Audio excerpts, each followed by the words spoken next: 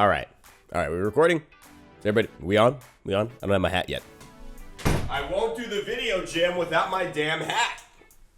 Freaking producers, if you know what I mean. Get the lights on.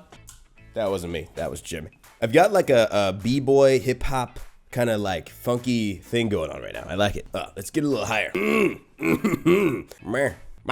Beautiful. What's up, guys? Welcome back to the continuation of the series, the 5 best tips and tricks to allow you to become a top tier whatever. Last time we covered flankers. This time we're covering damage dealers. Now I know I may look like a guy with a tight shirt and a hat in front of a green screen, and I am. That is what's happening right now. But I'm also an esports caster. I play Paladins. I work for IRS Studios, so there's a lot of valuable advice here that I hope to give to you all with a little bit of humor dipped on it. Before we get started, though, I want to give a shout out to my boys at TV Time, and girls as well. TV Time is a great app. It allows you to keep track of your favorite shows. You get to know what's coming up, when it's coming up, when the new seasons of stuff like Game of Thrones or My Hero Academia or Shokugeki Food Wars comes up, which I am really looking forward to. And then when those shows happen, you get to see people's immediate reactions to them once they air. I just aired my own video reaction to the new My Hero Academia episode. So if you're an anime fan, if you're an HBO fan, everything is there for you. Netflix, anything, you guys go check it out. Follow me on there. I'm actually doing a giveaway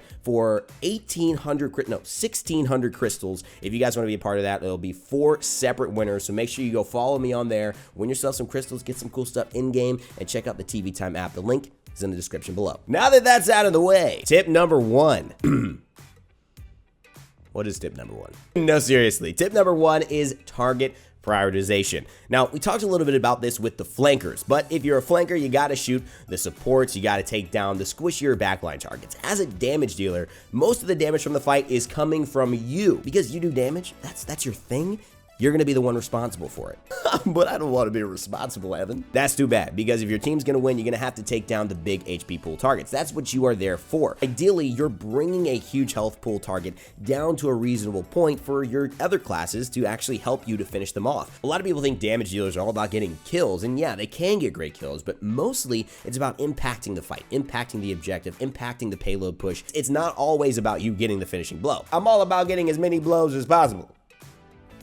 I'm just kidding. That was not a sexual joke. Damage dealers, they have consistent damage, and although some of them have more burst than others, they really are about continuously applying pressure to the enemy team over the course of a fight. Oh my god, I'm supposed to do damage to the big people standing in the middle of where everyone's fighting. Wow, what an incredible Raynday, thank you. But if you were one of the damage dealers, and there are people like that, who actually go around and flank instead of doing damage, and your tank and your support are like, yo, where's our DPS? This should be a big help and change your efficacy in games. Sometimes all it takes is 1 or 2 shots to put their tank at half health and leave your tank at 75%. And that could be the difference in you winning the objective or losing it. Need some throw spray. That I just do that. Good. Okay, guys. That's nasty. That's nasty.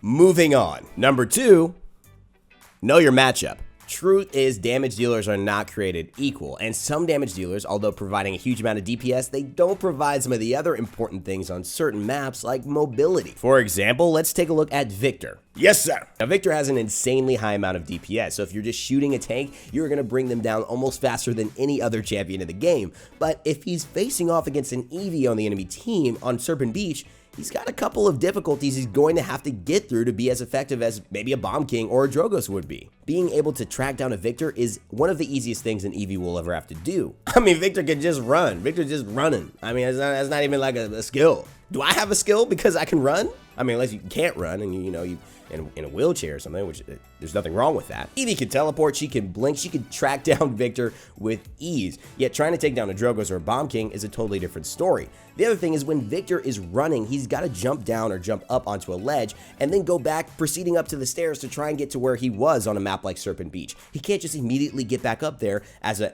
Bomb King or a Drogos would be able to do. This means his positioning has to be perfect. This means he's got to be absolutely aware of where Eevee is at all times, because if she gets onto him, there's pretty much no way to get her off. And so all that DPS that he can provide maybe goes down the drain. When you pick a damage dealer, you can't only think about who you're picking, but who the other team is picking and what map you're playing on. A lot of people forget the map aspect of it, and it can really hurt, hinder, or incredibly boost a champion's effectiveness. Victor against the Zen who's flanking could be a perfect pick on Frog Isle, because there's really no way for Zen to get to Victor without Victor seeing him. Whereas on Serpent Beach, Maybe Bomb King. Drogos are much better picks because of the fact that they can traverse the vertical mobility of that map a lot easier. That gives them more positioning advantages, it gives them more damage advantages, and just makes them more safe overall. Moving on to number 3. Man, we banging through this like a god church. And now, ladies and gentlemen, it's time for a Raynday Gaming voice pack. I'm just kidding, but hopefully they put it into the game, right?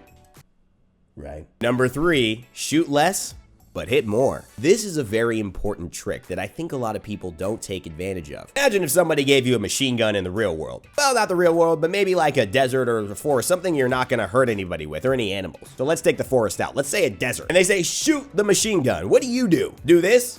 Bah, bah, bah. Hell no. You go, you're spraying all over the place because it's a machine gun. That's what you want to do. That natural tendency in Paladins to shoot your guns, especially machine guns or high artillery, high DPS, high ammo type guns very quickly, such as Tyra or Victor, even Willow, right? Because she's just kind of a spammy champion, doesn't allow you to maximize your actual damage. It's a really weird paradox because the more that you shoot, obviously, the slower that you're able to move sometimes, but also the fact that you sometimes miss crucial shots out of your ammo and force a reload faster than you need to. The truth is, when we spray and pray, we oftentimes end up praying more than spraying our target. There's this really weird kind of dichotomy of shooting somebody and having them trying to juke you out. Sometimes the more you shoot, and if they juke you out initially, the more you kind of miss, and you guys go back like a teeter-totter of them juking you out and you missing a little bit. One of the best ways to combat that is to actually do the opposite of what you want to do. But the truth of the matter is, if you just slowed down, recalibrated your shot,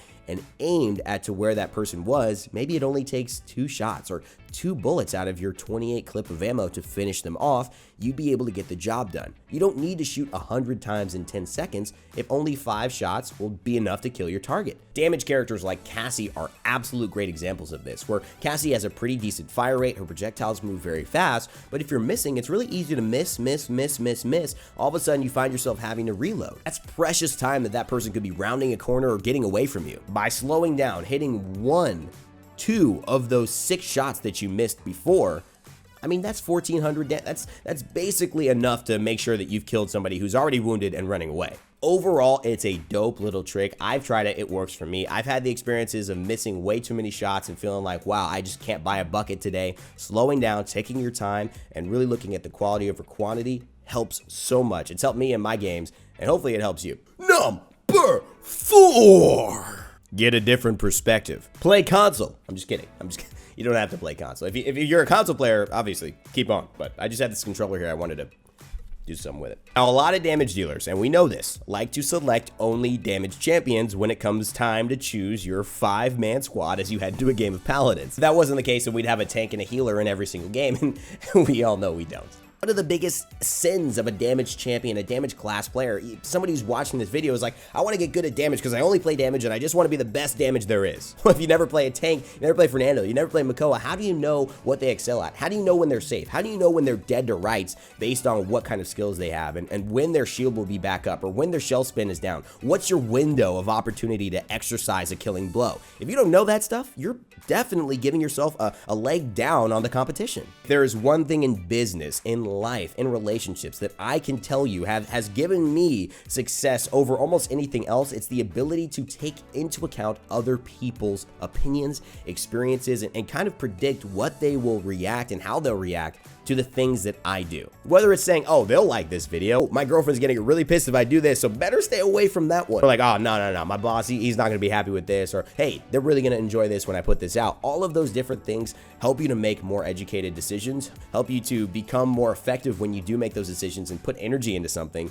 rather than just thinking you're the solo aspect of the universe. So look at it like an experience gaining opportunity. Go ahead, play those other classes, be a damage dealer for a day, but then be a flanker for a day, be a support for a day, be a frontliner for a day, and understand that this is something that I would probably suggest to every single class, so you just have an idea of who you're playing against and knowing your matchups. Last but not least, number 5, group up. Group up? Raynday, group, what? That's not even a tip. It is, trust me, and it's something that a lot of people don't do. Not even I do myself, and when I really consciously think about doing it, I improve my game and my KDA so freaking much. Let me give you an example of a damage dealer mentality when they first start out playing damage. I am Victor. I go into the battle. I shoot everyone. Grenade onto their mothers. And then I kill the entire team. 4-0 win. All because of me. 50-0. And let me tell you what happens after that Victor gets out of battle. Freaking aimbotters, hackers, lag, bad matchmaking through this game. I win 0-29. I cannot believe this. Screw you, Paladins. I'm gonna tweet Raynday Gaming right now. Just this asshole. Fix my freaking bugs. I should be killing everyone. What unbelievable. So where did the Victor go wrong? Except in insanely high expectations. All me. That is the issue sometimes with damage dealers and the damage class in general. They try to do it themselves, and that is not how you achieve efficacy in this role. If you take a look at the high-level esports, you take a look at high-level ranked games, damage dealers never stay isolated if they don't have to. Yet a lot of people in casual games, and even myself, when I want to go out and frag, I try to look for fights. I find myself solo 1v2 all the time, 1v3 all the time. It is not only the biggest mistake a lot of people make as damage dealers, but the biggest change you could probably do to improve how many matches you win on a daily basis, how many kills you get, and how little deaths you have. A lot of people think isolating yourself in a far corner is how to get away from a flanker who's like super mobile and just trying to kill only you. That's like white people strategy in horror movies, okay? There's only one killer and he's a moderately fit 40-year-old man in a mask with only a knife to his name. I'm gonna go isolate myself in the downstairs basement while all 4 of you stay up here and keep watch. Wait, no, that's bad. That's the only way he can kill you. Literally, the only way. Fighting with your tank and your support offers so many more opportunities for you not only to stay alive, using the tank's shields, using his presence, using his body blocking, but also getting advantage of some of the healing that could take place in a fight through your healer. A lot of times I find myself on the corners asking for, where's my healing, this and that. Well, guess what? I'm not near my healer. I'm doing my own thing, and that's why I'm dying. I don't have an advantage in my 1v1. I'm counting on my aim, and you don't need to. Fight with your strengths. Get a shield for you to stay alive. Get some healing for you and stand in that gourd while you battle against a Tyra who doesn't have anything herself, and you'll probably win. Unless you're really bad, then you still won't win the fight. Whether you're a veteran player or a new player, this is good advice for you. And if you know all of these things or you're just learning all of these things for the first time, maybe you just downloaded Paladins yesterday, hopefully you enjoyed the video. If you did, you found some humor, you enjoyed some of the tips, leave a like down below. And subscribe. Stay tuned for more Raynday Gaming. I'm going to be doing more of these videos and hopefully having more of them come out as I'm traveling to Spain, which is going to be really cool. DreamHack Valencia coming up, esports for Paladins. Watch it, 100K on the line. I'll be casting up there in a suit, not looking like this, but you know, I'll still be fire. All you Raynday gamers out there, shout outs to Jake Paul with that one, selling like a god church. Shout outs to the notification squad. You guys are killing it. Thank you so much for showing up early to the videos and keeping that notification bell turned on so you know whenever Raynday, myself, uploads a video. Oh yeah, and I'm a Twitch guy now. Yeah, that's right. You can subscribe to me on Twitch if you want to be one of my first subscribers ever. Go ahead, follow the link, twitch.tv/Raynday. Subscribe, Twitch Prime if you have it. It's a free subscription. It's good stuff. It's a good deal. That's all I got to say. Hit me up on Twitter to know about everything going on in Spain and Italy as I'm traveling the world. And as always, my friends, remember to never give up, never stop gaming, and I will see you all next time.